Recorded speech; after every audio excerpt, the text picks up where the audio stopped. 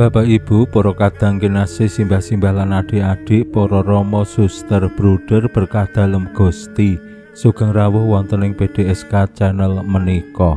Kados pundi kabar panjenengan? Mugi-mugi bagas kasarasan kesehatan kawilujengan tansah mengku kula panjenengan sami anggenipun nglampahi gesang ing dinten menika, lan mugi-mugi lumantar panglimbang basa Jawi waosan Injil kula panjenengan sansaya saged nggayuh iman kapitadosan ingkang leres lan mantep. Langkung-langkung anggenipun kula panjenengan pitados ing wungu dalem Gusti lan boten namung gegegi gagasan pemanggih piyambak, ananging tinarbuka dumateng rawuh dalem, dumateng sapaan dalem ingkang wungu. Waosan Injil dinten menika paring pitedah dumateng kula panjenengan lumantar pengalamanipun murid Emmaus cacah kalih ingkang wangsul wonten ing asalipun awit ing Yerusalem anggenipun nderek Gusti menika pupus harapan, Gusti seda. Lan kados pundi anggenipun Gusti Yesus paring pitedah dumateng murid kekalih menika, saengga murid kekalih menika lajeng saged penuh semangat anggenipun dados murid dalem. Monggo kita pirengaken sabda dalem Gusti ing dinten menika lan kita wiwiti kanthi sembahyang sawetawis. Konjo ing asma dalem Yang Rama saha Yang Putra tuwin Yang Roh Suci. Amin. Suawi sami munjuk. Gusti Yesus sabda dalem Yang Rama ingkang sampun manjalma, mugi karsa ngandika dhateng kawula wonten ing asepen ing telenging manah kawula. KBKO kegiatan lan panglipur ingkang manjing ing sabda dalem kapenuwana kawula mawi ro ing kawicaksanan dalem. Mugi-mugi srana anggen kawula maos lan mirengaken sabda dalem, kawula sansaya nunggil ing sampeyan dalem. Amin. Waosan Injil kapethik saking Injil Lukas bab 51 ayat 13 ngantos dumugi 3 gangsal. Kacarita ing wektu iku ana murid loro sing lagi nuju desa aran Emmaus, watara lakon 2 jam doe saka Yerusalem. Dene sing digunem lelakon-lelakon sing mentas dialami. Sakjerone padha omong-omongan lan bebantahan mau, Gusti Yesus nyarengi lakune.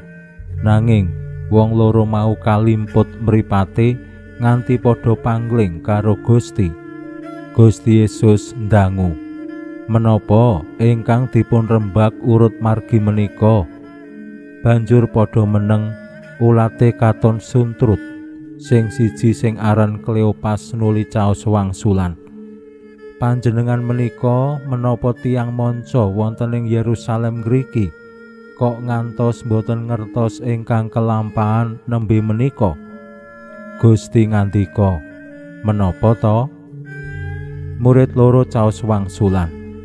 Bab Sri Yesus saking Nazaret, tiyang ingkang jumeneng nabi, kuwasa ing pakaryan lan pangandika wonten ing ngarsaning Allah lan ing ngajengipun tiyang sabangsa.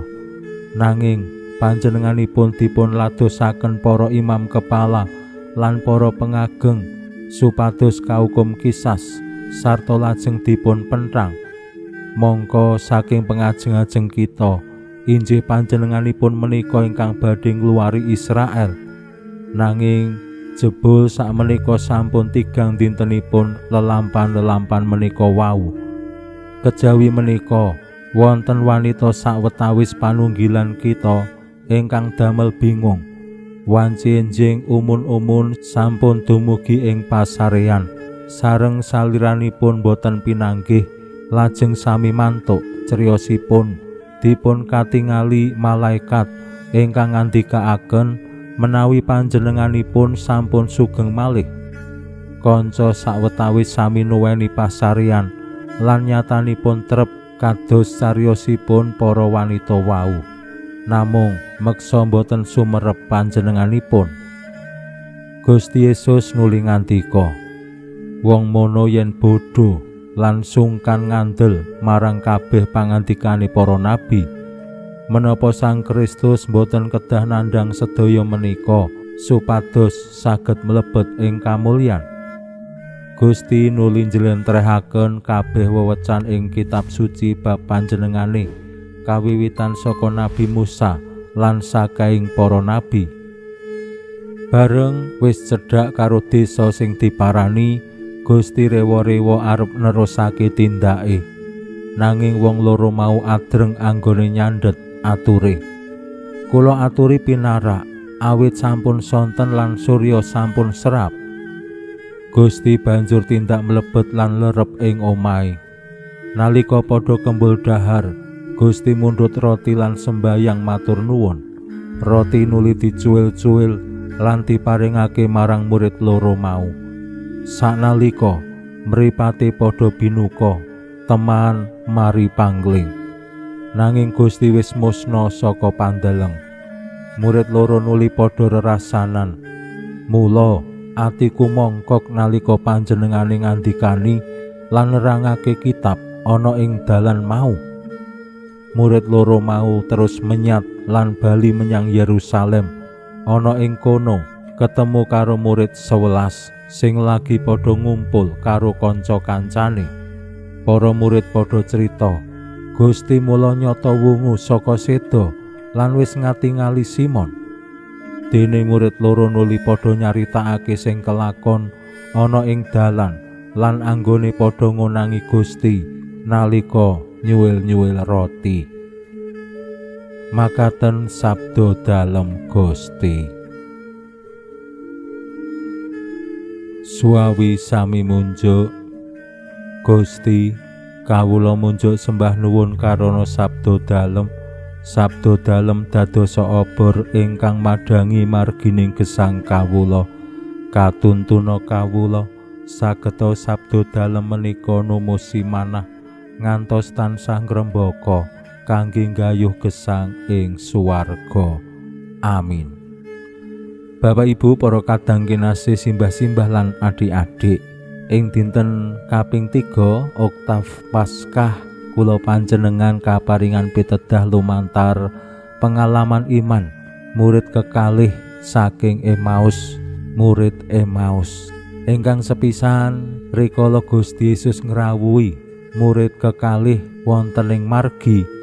Injil nyariosaken bilih kekalihipun nembe sedih, wajahe suntrut menika kaya randhe semangat, murung, sedih, susah, ora duwe pangarep-arep. Amargi murid kekalih menika nggadhahi pemanggih bab Gusti Yesus ingkang digadang-gadang ngluwari Israel saka penjajahan Romawi. Ning pranyata Gusti Yesus malah diladosake imam kepala lan para pinituaning bangsa Yahudi ing ngarsaning Pilatus, lajeng kaukum penthang seda pupus harapan. Situasi menika ingkang dadosaken murid kekalih rikala dirawuhi Gusti Yesus ora paham, ora kenal, ora wanuh, ora tepung. Lan menika saged dados kaca benggala tumraping kula panjenengan sami. Saben-saben misa awake dhewe kaparingan pitedah Gusti manunggala, Tuhan bersamamu. Ning mbok Gusti tansah manunggil ing uripe awake dhewe, bareng-bareng lumaku ing pasujaraning uripe awake dhewe. Awake dhewe sok-sok mung gegeki pemanggihe dhewe, pemikirane dhewe, karepe dhewe, pepinginane dhewe, rasa pangrasane dhewe. Saengga nggih kados murid Emmaus kala wau sing lajeng ora tepung karo Gusti Yesus sing barengi lakune. Yen awake dhewe ora duweni pangarep-arep terus raut mukane suntrut, awake dhewe ora tepung karo Gusti. Mila dados murid dalem Gusti mesti nggadhahi raut wajah sing cerah, sing bersinar, sing glowing, ora mergo obat ning mergo yakin Gusti Yesus tansah gesang manunggil ing uripe awake dhewe. Ingkang kaping kalih, murid kekalih menika wau anggenipun mari pangling rikala Gusti Yesus nyuwil-nyuwil roti lan maringaken dumateng murid kekalih. Menika bojana, menika ekaristi sing diwarisake Gusti Yesus ing bojana pungkasan marang para murid. Lan ing wekdal menika lajeng murid kekalih menika mari pangling. Oh, Gusti Yesus,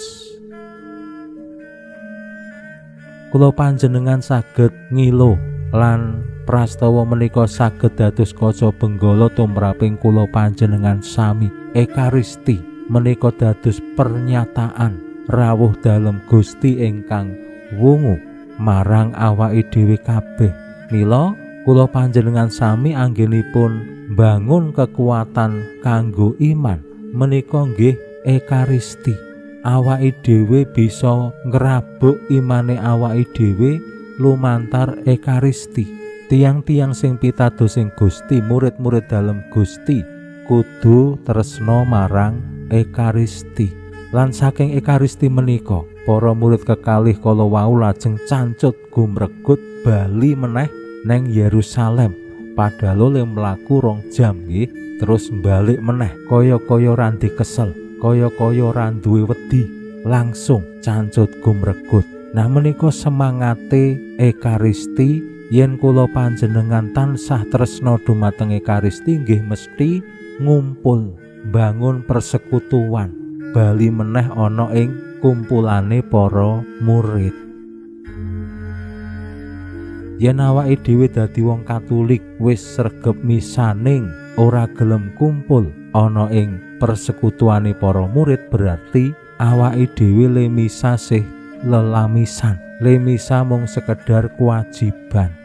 Pinujiya Allah sakmenika sarta ing salami-laminipun. Salam sehat, salam bahagia, salam katentreman.